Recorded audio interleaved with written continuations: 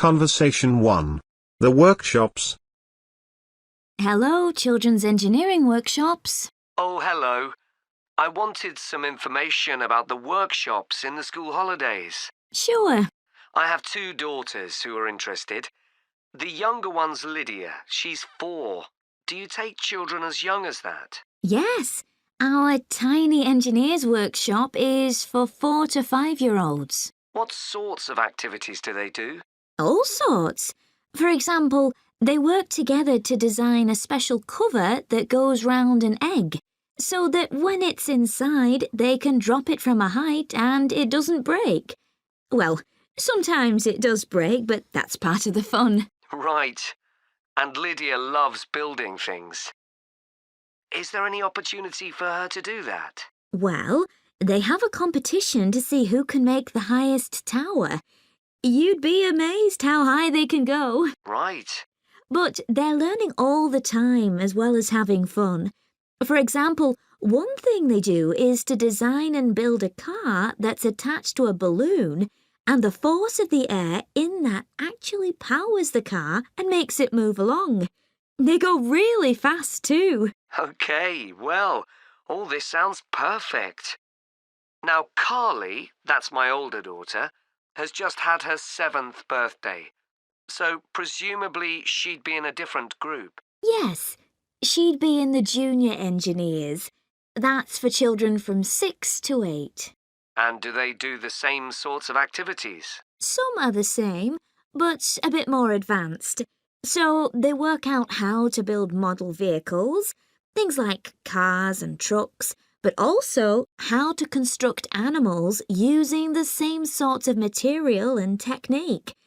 And then they learn how they can program them and make them move. So they learn a bit of coding. They do.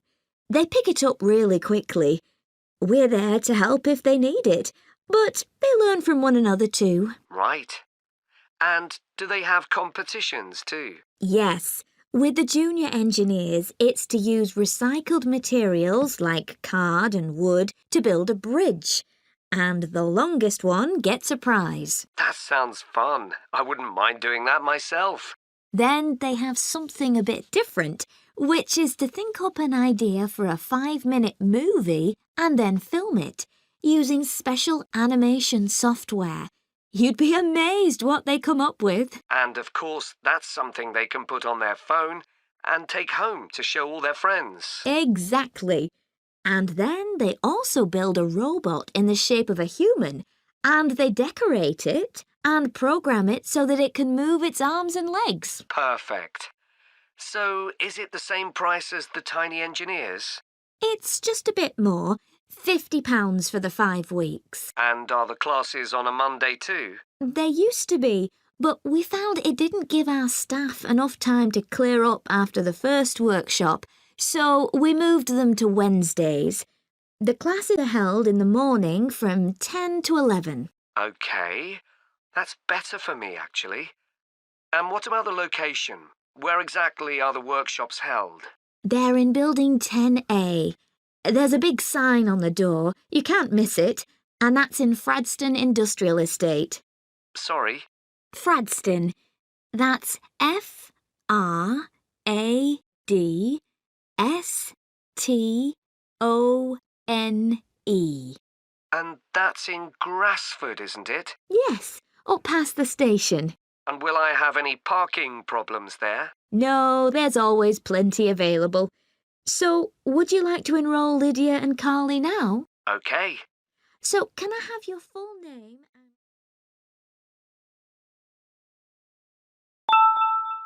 Conversation 2. Art project. How are you getting on with your art project, Tom? Okay. They gave us the theme of birds to base our project on, and I'm not really all that interested in wildlife, but I'm starting to get into it. I've pretty well finished the introductory stage. So have I. When they gave us all those handouts with details of books and websites to look at, I was really put off. But the more I read, the more interested I got. Me too. I found I could research so many different aspects of birds in art. Colour, movement, texture. So I was looking forward to the bird park visit. What a letdown. It poured with rain and we hardly saw a single bird. Much less use than the trip to the Natural History Museum. Yeah. I liked all the stuff about evolution there.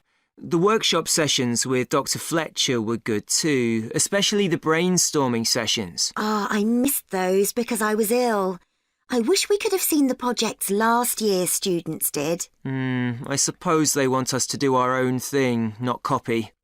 Have you drafted your proposal yet? Yes, but I haven't handed it in. I need to amend some parts. I've realised the notes from my research are almost all just descriptions. I haven't actually evaluated anything, so I'll have to fix that. Oh, I didn't know we had to do that. I'll have to look at that too. Did you do a timeline for the project? Yes, and a mind map. Yeah, so did I. I quite enjoyed that. But it was hard having to explain the basis for my decisions in my action plan. What? You know, give a rationale. I didn't realise we had to do that. OK, I can add it now. And I've done the video diary presentation and worked out what I want my outcome to be in the project. Someone told me it's best not to be too precise about your actual outcome at this stage, so you have more scope to explore your ideas later on. So I'm going to go back to my proposal to make it a bit more vague. Really? OK, I'll change that too then. One part of the project I'm unsure about is where we choose some paintings of birds and say what they mean to us. Like, I chose a painting of a falcon by Landseer. I like it because the bird's standing there with his head turned to one side, but he seems to be staring straight at you. But I can't just say it's a bit scary, can I? You could talk about the possible danger suggested by the bird's look. Oh, OK. There's a picture of a fish hawk by Audubon I like. It's swooping over the water with a fish in its talons and with great black wings which take up most of the picture. So you could discuss it in relation to predators and food chains? Well, actually, I think I'll concentrate on the impression of rapid motion it gives. Right. Do you know that picture of a kingfisher by Van Gogh? It's perching on a reed growing near a stream. Yes, it's got these beautiful blue and red and black shades. I've actually chosen it because I saw a real kingfisher once when I was little. I was out walking with my grandfather and I've never forgotten it. Oh, so we can use a personal link? Sure. OK. There's a portrait called William Wells. I can't remember the artist, but it's a middle-aged man who's just shot a bird. And his expression and the way he's holding the bird in his hand suggests he's not sure about what he's done. To me, it's about how ambiguous people are in the way they exploit the natural world. Interesting. There's Gauguin's picture via a Matty. He did it in Tahiti.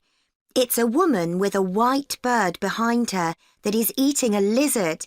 And what I'm interested in is what idea this bird refers to. Apparently, it's a reference to the never-ending cycle of existence. Wow. I chose a portrait of a little boy, Giovanni de' Medici. He's holding a tiny bird in one fist. I like the way he's holding it carefully so he doesn't hurt it. Oh, right. Conversation 3. Copying pictures. Hello, Picture Rep. Can I help you? Oh, hi. I saw your advertisement about copying pictures to disk, and I'd like a bit more information about what you do. Sure. What would you like to know? Well, I've got a box full of old family photos that's been up in the attic for years. Some of them must be 50 or 60 years old, and I'd like to get them converted to digital format. Sure, we can do that for you. Right. And what about size? The photos are all sorts of sizes. Are there any restrictions? Well, the maximum size of photo we can do with our normal service is 30 centimetres, and each picture must be at least 4 centimetres. That's the minimum we can cope with. Well, that should be fine. And some of them are in a frame. Should I take them out before I send them? Yes, please. We can't copy them otherwise. And also the photos must all be separate. They mustn't be stuck into an album. OK, that's not a problem. So can you give me an idea of how much this will cost? I've got about 360 photos, I think. We charge £195 for 300 to 400 photos for the basic service. OK, and does that include the disc? Yes, one disc, but you can get extra ones for £5 each. That's good. So do I need to pay when I send you the photos? No, we won't need anything until we've actually copied the pictures. Then we'll let you know how much it is, and once we've received the payments, we'll send the parcel off to you. Right. Is there anything else you'd like to ask about our services? Yes, I've roughly sorted out the photos into groups, according to what they're about. So can you keep them in those groups when you copy them? Sure, we'll save each group in a different folder on the disk, and if you like, you can suggest a name for each folder. So I could have one called Grandparents, for instance. Exactly. And do you do anything besides scan the photos? Like, can you make any improvements? Yes, in the standard service, each photo is checked, and we can sometimes touch up the colour a bit or improve the contrast. That can make a big difference. OK, and some of the photos are actually quite fragile. They won't get damaged in the process, will they? No, if any look particularly fragile, we'd do them by hand. We do realise how precious these old photos can be. Sure. And another thing is we can make changes to a photo if you want. So if you want to remove an object from a photo or maybe alter the background, we can do that. Really? I might be interested in that. I'll have a look through the photos and see. Oh, and talking of fixing photos, I've got a few that aren't properly in focus. Can you do anything to make that better? No, I'm afraid that's one thing we can't do. OK. Any other information I can give you? How long will it all take? We aim to get the copying done in 10 days. Fine. Right, well, I'll get the photos packed up in a box and post them off to you. Right. If you've got a strong cardboard box, that's best. We've found that plastic ones sometimes break in the post. OK. Right, thanks for your help. Bye. Bye. Conversation 4. Psychology assignment. So, Luke, for our next psychology assignment, we have to do something on sleep and dreams. Right. I've just read an article suggesting why we tend to forget most of our dreams soon after we wake up. I mean, most of my dreams aren't that interesting anyway. But what it said was that if we remembered everything, we might get mixed up about what actually happened and what we dreamed. So it's a sort of protection. I hadn't heard that idea before. I'd always assumed that it was just that we didn't have room in our memories for all that stuff. Me too. What do you think about the idea that our dreams may predict the future? It's a belief that you get all over the world. Yeah, lots of people have a story of it happening to them. But the explanation I've read is that for each dream that comes true, we have thousands that don't, but we don't notice those. We don't even remember them. We just remember the ones where something in the real world, like a view or an action, happens to trigger a dream memory. Right. So it's just a coincidence, really. Something else I read about is what they call segmented sleeping. That's a theory that hundreds of years ago, people used to get up in the middle of the night and have a chat or something to eat, then go back to bed.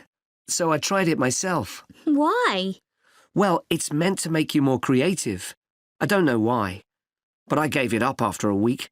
It just didn't fit in with my lifestyle. But most preschool children have a short sleep in the day, don't they? There was an experiment some students did here last term to see at what age kids should stop having naps, but they didn't really find an answer. They spent a lot of time working out the most appropriate methodology, but the results didn't seem to show any obvious patterns. Right. Anyway, let's think about our assignment. Last time I had problems with the final stage, where we had to describe and justify how successful we thought we'd been. I struggled a bit with the action plan too. I was okay with the planning, but I got marked down for the self-assessment as well. And I had big problems with the statistical stuff. That's where I really lost marks. Right. So, shall we plan what we have to do for this assignment? Okay. First, we have to decide on our research question. So, how about, is there a relationship between hours of sleep and number of dreams? Okay. Then we need to think about who we'll do the study on. About 12 people? Right. And shall we use other psychology students? Let's use people from a different department. What about history? Yes, they might have interesting dreams. Or literature students. I don't really know any. OK, forget that idea. Then we have to think about our methodology. So we could use observation, but that doesn't seem appropriate. No. It needs to be self-reporting, I think. And we could ask them to answer questions online. But in this case, paper might be better, as they'll be doing it straight after they wake up. In fact, while they're still half asleep. Right. And we'll have to check the ethical guidelines for this sort of research. Because our experiment involves humans, so there are special regulations. Yes. I had a look at those for another assignment I did. There's a whole section on risk assessment, and another section on making sure they aren't put under any unnecessary stress. Let's hope they don't have any bad dreams. Yeah. Then, when we've collected all our data, we have to analyse it and calculate the correlation between our two variables. That's time sleeping and number of dreams. And then present our results visually in a graph. Right, and the final thing is to think about our research and evaluate it. So that seems quite straightforward. Yeah. So now let's get started. Conversation 5. The Cycle Camp. Hello, Junior Cycle Camp. Jake speaking. Hi, I'm calling for some information about the cycle camp. I'm thinking of sending my son. Great.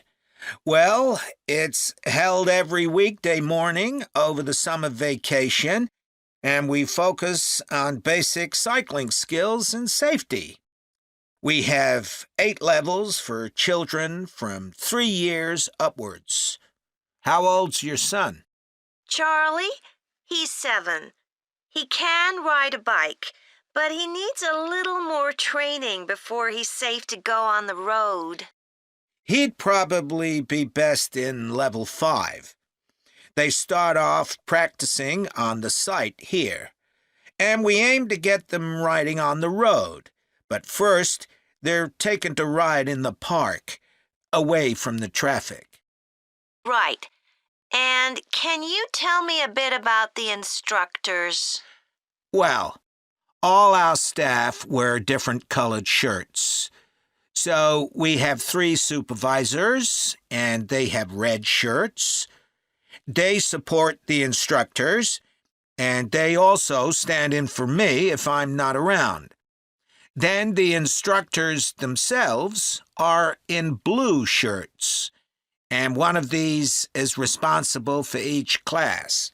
Okay. In order to be accepted, all our instructors have to submit a reference from someone who's seen them work with children. Like if they've worked as a babysitter, for example. Then they have to complete our training course, including how to do lesson plans and generally care for the well-being of the kids in their class. They do a great job, I have to say. Right. And tell me a bit about the classes. What size will Charlie's class be? We have a limit of 8 children in each class, so their instructor really gets to know them well. They're out riding most of the time, but they have quiet times too, where their instructor might tell them a story that's got something to do with cycling, or get them to play a game together. It's a lot of fun. It must be. Now, what happens if there's rain? Do the classes still run? Oh, yes. We don't let that put us off. We just put on our waterproofs and keep cycling. And is there anything special Charlie should bring along with him? Well, maybe some spare clothes, especially if the weather's not so good. And a snack for break time? How about a drink? No, we'll provide that. And make sure he has shoes, not sandals. Sure. And just at present, Charlie has to take medication every few hours, so I'll make sure he has that. Absolutely. Just give us details of when he has to take it, and we'll make sure he does. Thanks. Now, there are a few things you should know about day 1 of the camp. The classes normally start at 9:30 every morning, but on day 1, you should aim to get Charlie here by 9:20. The finishing time will be 12:30 as usual. We need the additional time because there are a few extra things to do. The most important is that we have a very careful check to make sure that every child's helmet fits properly. If it doesn't fit, we'll try to adjust it, or we'll find him another one. But he must wear it all the time he's on the bike. Of course. Then, after that, all the instructors will be waiting to meet their classes, and they'll meet up in the tent. You can't miss it, and each instructor will take their class away and get started. Okay, well, that all sounds good. Now, can you tell me how much the camp costs a week? $199. We've managed to keep the price more or less the same as last year. It was $190 then. But the places are filling up quite quickly. Right. Okay, well, I'd like to book for the...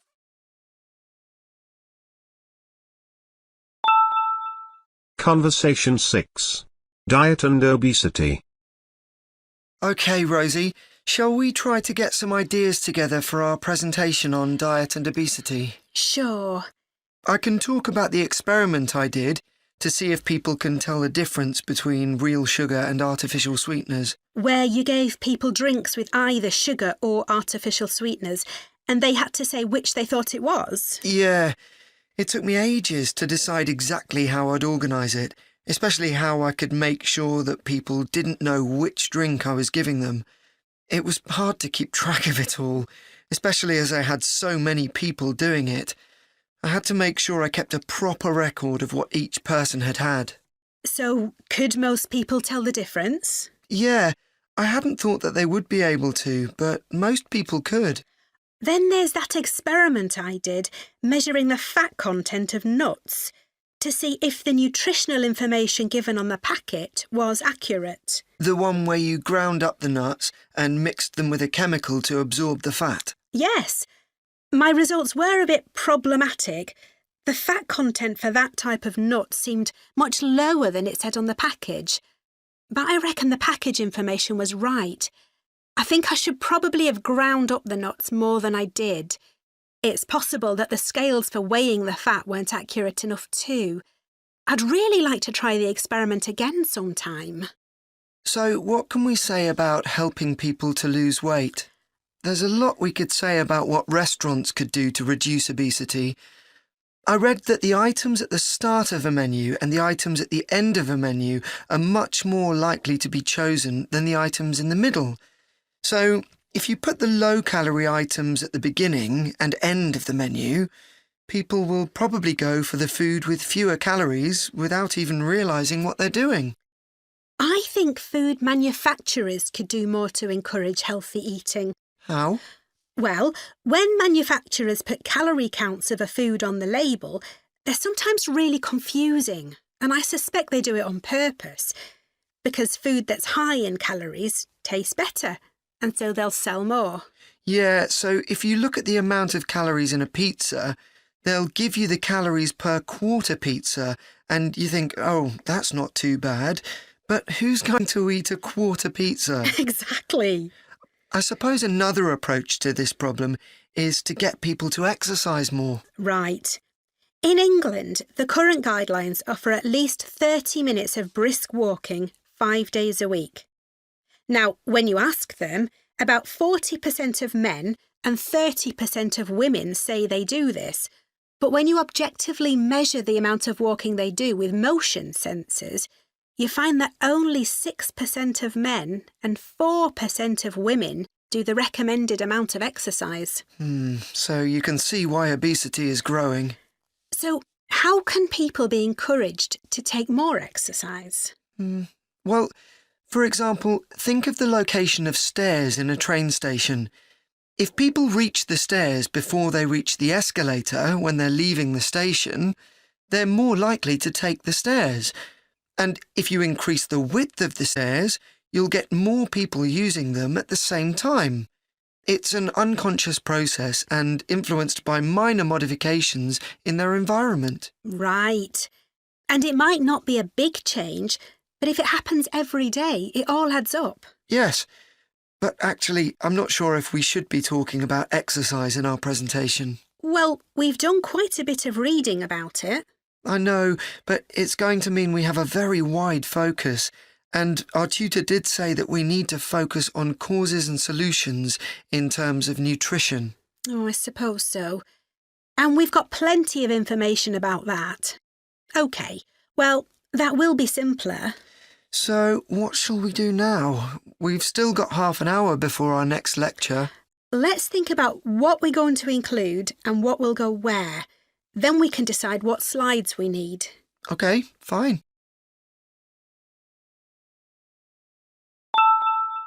Conversation 7. Renting a cottage. Hello? Oh, hello. I was hoping to speak to Jack Fitzgerald about renting a cottage. I'm his wife Shirley and we own the cottages together, so I'm sure I can help you.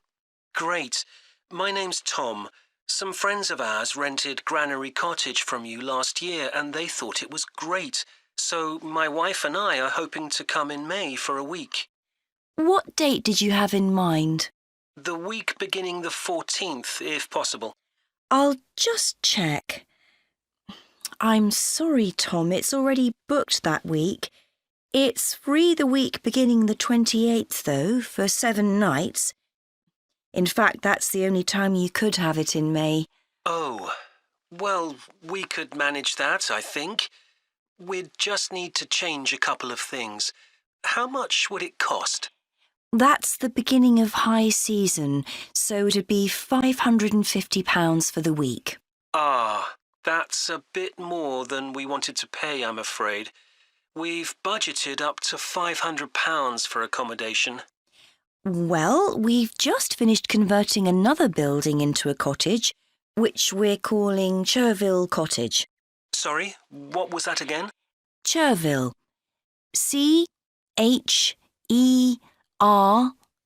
for Victor, I-L. Oh, that's a herb, isn't it? That's right. It grows fairly wild around here. You could have that for the week you want for £480. OK, so could you tell me something about it, please? Of course. The building was built as a garage. It's a little smaller than Granary Cottage. So that must sleep 2 people as well.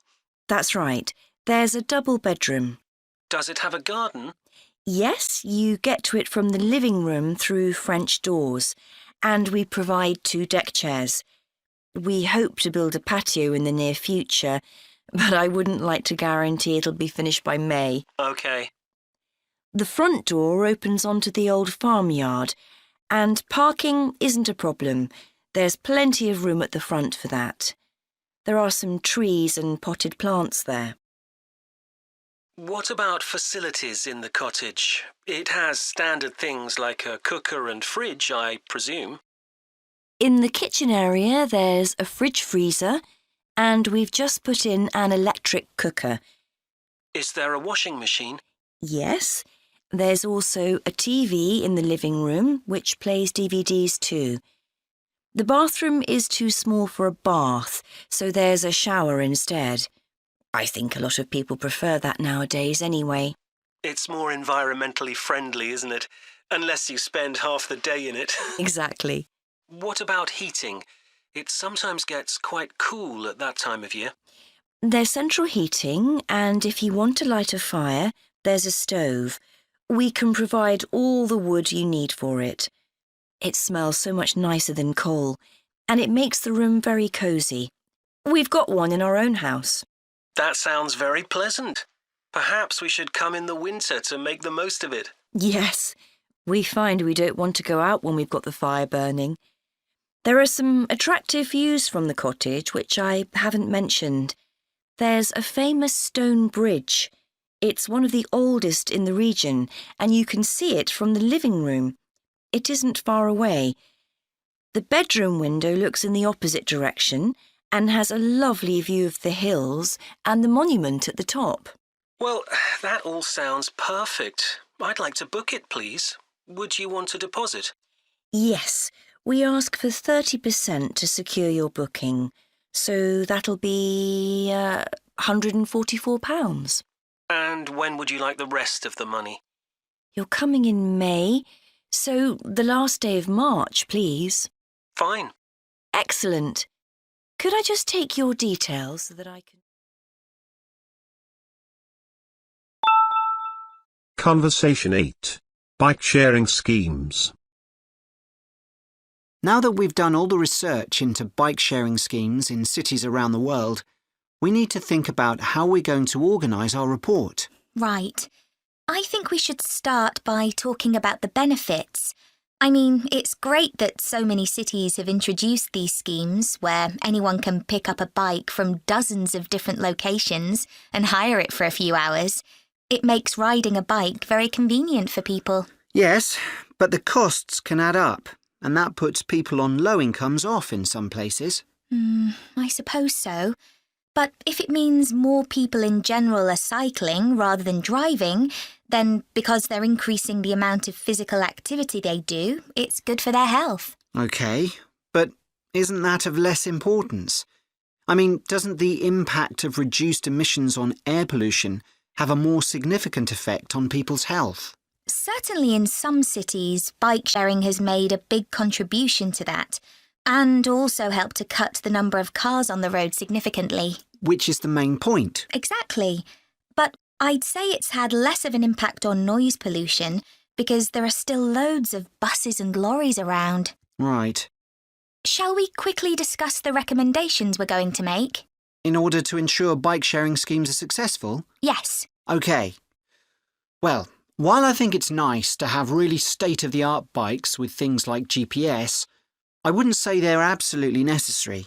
But some technical things are really important, like a fully functional app, so people can make payments and book bikes easily. Places which haven't invested in that have really struggled. Good point. Some people say there shouldn't be competing companies offering separate bike-sharing schemes, but in some really big cities, competition's beneficial. And anyway, one company might not be able to manage the whole thing. Right. Deciding how much to invest is a big question. Cities which have opened loads of new bike lanes at the same time as introducing bike-sharing schemes have generally been more successful. But there are examples of successful schemes where this hasn't happened. What does matter, though, is having a big publicity campaign. Definitely. If people don't know how to use the scheme or don't understand its benefits, they won't use it. People need a lot of persuasion to stop using their cars. Shall we look at some examples now and say what we think is good or bad about them? I suppose we should start with Amsterdam, as this was one of the first cities to have a bike-sharing scheme. Yes, there was already a strong culture of cycling here. In a way, it's strange that there was such a demand for bike sharing, because you'd have thought most people would have used their own bikes. And yet it's one of the best used schemes. Dublin's an interesting example of a success story. It must be because the public transport system's quite limited. Not really. There's no underground, but there are trams and a good bus network. I'd say price has a lot to do with it. It's one of the cheapest schemes in Europe to join. But the buses are really slow. Anyway, the weather certainly can't be a factor. No, definitely not. The London scheme's been quite successful. Yes, it's been a really good thing for the city. The bikes are popular and the whole system is well maintained, but it isn't expanding quickly enough. Basically, not enough's been spent on increasing the number of cycle lanes. Hopefully that'll change. Yes. Now, what about outside Europe? Well, bike-sharing schemes have taken off in places like Buenos Aires. They built a huge network of cycle lanes to support the introduction of the scheme there, didn't they? It attracted huge numbers of cyclists where previously there were hardly any. An example of good planning. Absolutely. New York is a good example of how not to introduce a scheme. When they launched it, it was more than 10 times the price of most other schemes. More than it costs to take a taxi. Crazy. I think the organisers lacked vision and ambition there. I think so too. Sydney would be a good example to use. I would have expected it to have grown pretty quickly here. Yes. I can't quite work out why it hasn't been an instant success like some of the others. It's a shame, really. I know. OK, so now we've thought about all those...